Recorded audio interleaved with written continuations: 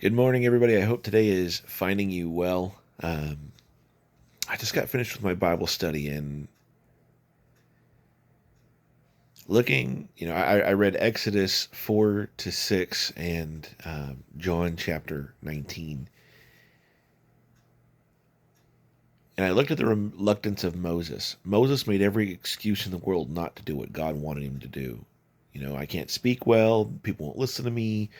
He came up with so many excuses to not follow the will of God. The people of Israel, they wanted freedom.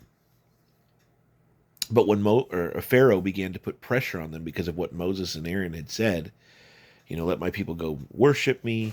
This is what our God says. Uh,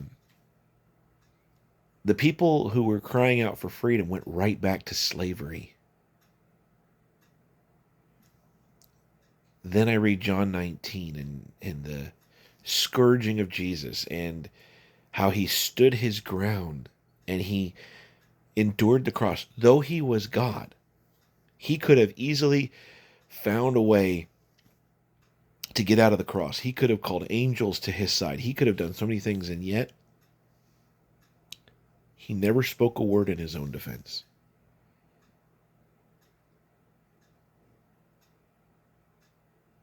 He endured the cross to the very end.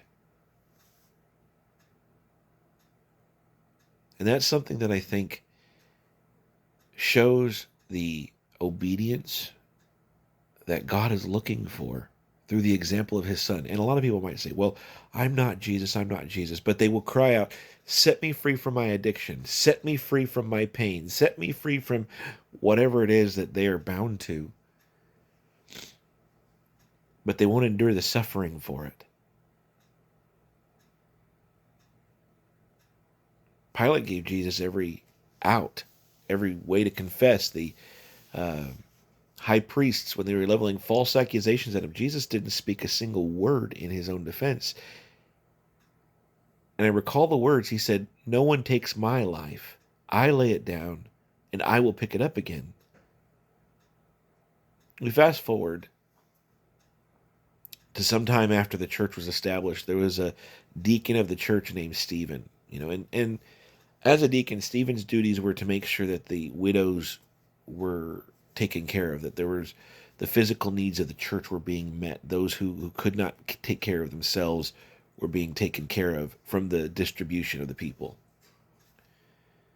And Stephen was bold. He stood before them, as Jesus did, false accusations being leveled against him.